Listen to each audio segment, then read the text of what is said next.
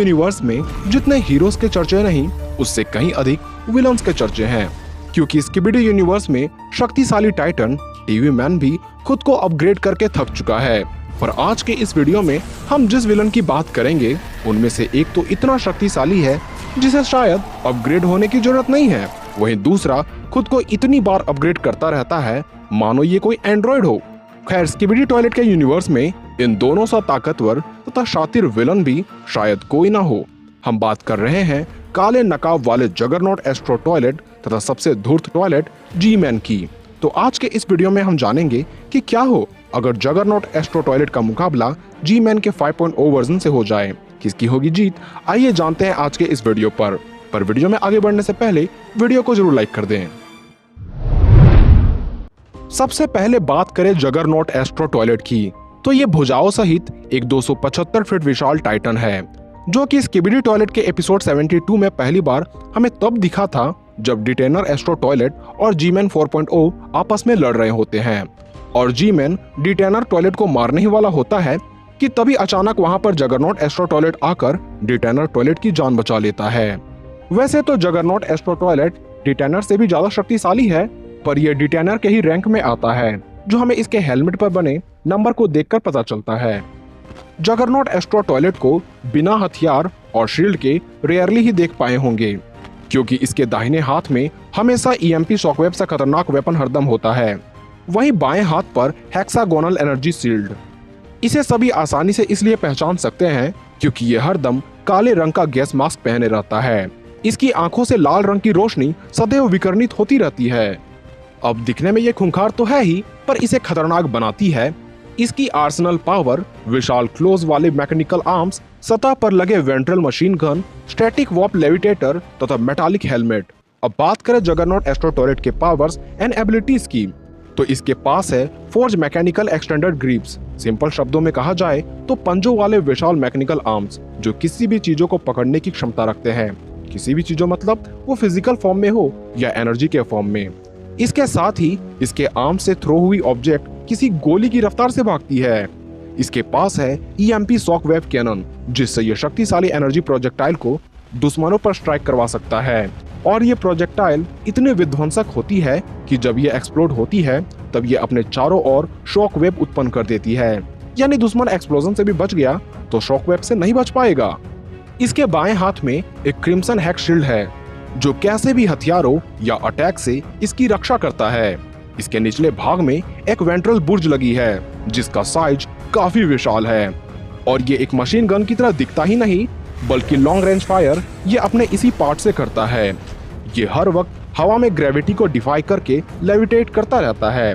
अपने टेलीपोर्टेशन की पावर से ये अचानक कहीं भी काले धुंध को बनाकर प्रकट हो सकता है, ताकि ये टेलीपोर्ट होकर आ भी जाए तो धुंध की वजह से इस पर कोई अटैक न कर सके।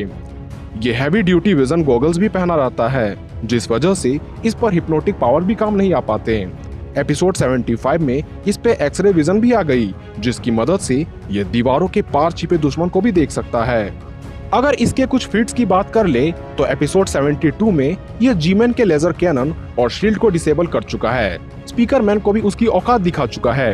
एपिसोड 75 में पूरे बिल्डिंग की छत को आसानी से उड़ा फेंका है, पूरे जंगल को तबाह कर दिया है। वही एपिसोड 77 में तो इसने टाइटन टीवी मैन को अच्छा खासा नुकसान पहुंचा दिया, पूरे माउंटेन रेंज तक को तबाह कर दिया और जी मैन 5.0 से मुकाबला किया।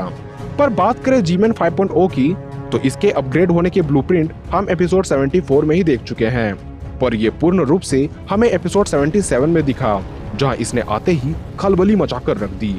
हालांकि इसके अपीयरेंस में ज्यादा बदलाव हमें देखने को नहीं मिले, क्योंकि इसके पास अभी भी जेट अटैचमेंट्स, बीच में टोनी स्टार्क की तरह refined reactor core, 2 jet pack thruster जो कि इसके टॉयलेट वाटर टैंक के किनारों पर लगी है, एक जोड़ी एस्ट्रो लेजर कैनन जो कि इसके कंधों पर लगी है, इसके फेस के दोनों तरफ एस्ट्रो ब्लास्टर भी लगे हैं। पर एपिसोड 77 में इसके शरीर में भी एक जोड़ी हाथ लग चुके हैं, जिसमें लेजर कैनन एवं थ्रस्टर भी लगे हुए हैं। साथ ही इसकी शक्तियां भी 4.0 से काफी ज्यादा बढ़ चुकी है। यही वजह है कि हैंड टू हैंड कॉम्बैट में भी अब इसे आसानी से नहीं हराया जा सकता। बात करें इसके वेपन्स एंड पावर्स की, तो इसके पास भी है 2 मैकेनिकल हैंड्स, जो न सिर्फ अटैक के लिए उपयोग होते हैं, अपितु ये इन भुजाओं से किसी भी हमलों को रोक सकता है। यहाँ तक कि क्लोज कॉम्बैट में ये अपने इन्हीं हाथों से कई शक्तिशाली टाइटन्स तक को एक ही झटके में हरा सकता है। इसके अलावा इसके हाथों में ऑरेंज ब्लेड लगी है जो दुश्मनों को क्लोज कॉम्बैट में बड़ा घाव दे सकती है।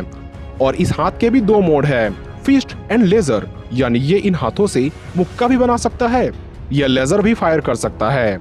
और इसके लेजर से निकली बीम की रेंज काफी दूर तक होती है।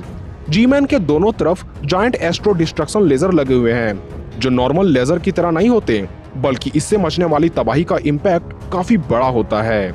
इसके सिर के दोनों तरफ भी प्लाज्मा एमिटर लगे हुए हैं जो एक बड़े एनर्जी के गोले को छोड़ती है। इसके अलावा ये 5.0 वाले जी-मैन के आंखों में भी लेजर लगे हुए हैं। इसकी सुरक्षा के लिए हैवी मेटल प्लेट्स भी लगे हुए हैं और इसकी जेट पैक्स एंड थ्रस्टर की वजह से इसे इतनी मोबिलिटी मिल जाती है कि इसे देख पाना भी मुश्किल हो जाता है कि ये कब और कहां से आकर हमला कर दे।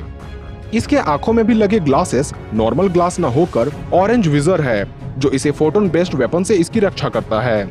इसके फिट्स की बात कर ले तो इसे गिनाए भी नहीं गिना जा सकता, क्योंकि ये शुरुआती के एपिसोड से लेकर अब तक कई बार हारा है, तो अपग्रेड होकर इसने अपने दुश्मन को हराया भी है, चाहे वो सभी टाइटन्स हो या एस्ट्रो टॉयलेट हो। और एपिसोड 72 में जगरनॉट टॉयलेट से हुई हार की वजह से ही ये अपग्रेड होकर एपिसोड 77 में आया है। और 5.0 वाली अपग्रेड तो जगरनॉट एस्ट्रो टॉयलेट के लिए ही हुई है। इसलिए बात करें कि अगर दोनों की आपस में बैटल होती है तो किसकी जीत होगी, तो इसकी काफी संभावनाएं हैं कि जी-मैन जगरनॉट टॉयलेट को हरा देगा, क्योंकि एपिसोड 77 के पार्ट 4 में ही इसने जगरनॉट एस्ट्रो टॉयलेट के पीछे अचानक आके उसे अपने नए बीम का स्वाद चखाया और अपने मूवेबल हैंड्स को मानो टेलीपोर्ट करके उस पर दोबारा सरप्राइज हमला कर दिया। फिर इसने वैसी ही स्पीड दिखाई जैसा जगरनॉट एस्ट्रो टॉयलेट दिखाता है। इसलिए ये कहा जा सकता है कि पिछली बार हुई हार से ये काफी कुछ सीख चुका है और यही जी-मैन की खासियत भी है। हालांकि दोनों की ये कॉम्बैट काफी क्लोज रहने वाली है, क्योंकि ये मुकाबला 51 और 49% पर है। खैर, इस पर आपकी राय अलग हो सकती है, जिसे आप कमेंट बॉक्स में लिख सकते हो।